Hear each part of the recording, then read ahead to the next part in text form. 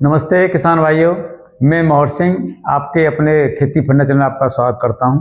किसान भाइयों, आज मैं आपको गेहूं की फसल में खरपतवार प्रबंधन वीड मैनेजमेंट की जानकारी देने जा रहा हूं। किसान भाइयों, जैसा कि आपको मालूम है, गेहूं की फसल में दो तरह के खरपतवार पाए जाते हैं। एक संकरी पत्ती वाले खरपतवार, दूसरे चौड़ी पत्ती वाले खरपतवार। संकरी पत्ती वाले खरपतवारों में किसान भाइयों मुख्य रूप से मंडूसी, जिसको गेहूं का मामा कहते हैं, लेकिन कहीं कहीं पर इसको कनकी कहते हैं, लेकिन इसको गुल्ली डंडा के नाम से भी जाना जाता है। लेकिन इसका वानस्पतिक नाम, बॉटनिकल नेम किसान भाइयों, फेलेरिस माइनर है। और इसका पौधा बालियां निकलने से पहले बिल्कुल गेहूं जैसा ही दिखाई देता है, लेकिन इसको पहचानना बहुत ही मुश्किल होता है।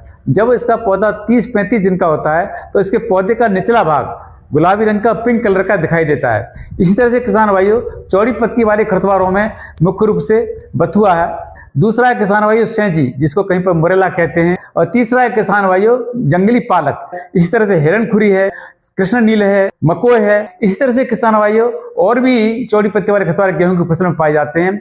लेकिन इनको किसान भाइयों कंट्रोल करने से पहले, हर्बिसाइड को यूज करने से पहले हमको इनकी रोकथाम करना है, जिससे हमारे गेहूं की फसल के अंदर ये उगने ही नहीं पाए।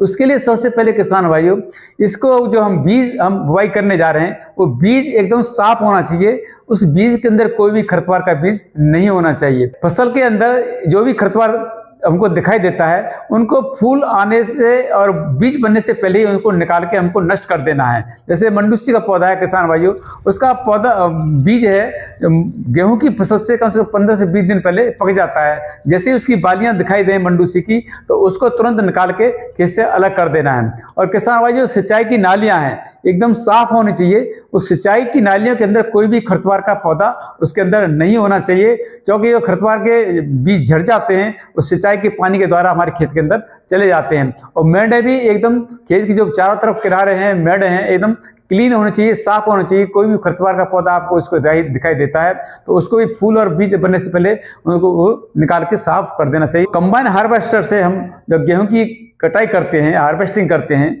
जिस खेत में हमने कटाई किया है, उस खेत से कटाई करने के बाद में दूसरे खेत में हम कंबाइन हार्वेस्टर को इस्तेमाल करने जा रहे हैं, तो कंबाइन हार्वेस्टर की सफाई करना है, क्योंकि बहुत सारे मंडूसी के और दूसरे खरपतवार के बीज कंबाइन हार्वेस्टर के अंदर हो सकते हैं। इसलिए उसको कंबाइन को साफ करने के बाद में दूसरे खेत में हमको इस्तेमाल करना चाहिए।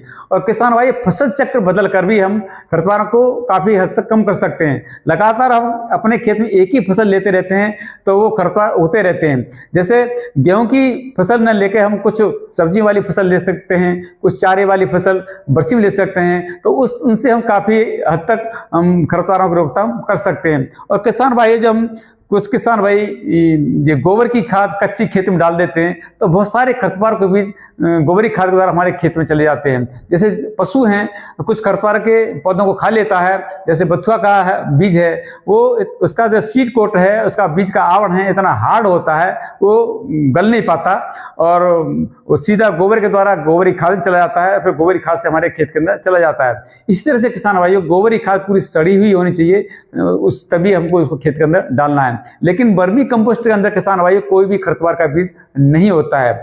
और किसान भाइयों, धान की फसल कटने के बाद में जो किसान भाई बगैर जुताई किए हुए जीरो टिलेज और हैप्पी सीड से बुआई करते हैं, क्योंकि खेत की जुताई होती नहीं है, जुताई नहीं होती है तो खरपतवारों के बीज जमीन के नीचे ही पड़े रहते हैं, तो उस खेत में खरपतवारों का प्रकोप कम होता है। इस तरह से किसान भाइयों, इन कृषि क्रिया को अपनाकर आप गेहूं की फसल में खरपतवारों को आने से रोक सकते हैं। आपको ये मेरी जानकारी किसान भाइयों अच्छी लगी हो तो इसको लाइक करें, तो दूसरे किसान भाइयों को साझा करें, तथा इस चैनल को सब्सक्राइब करें। धन्यवाद।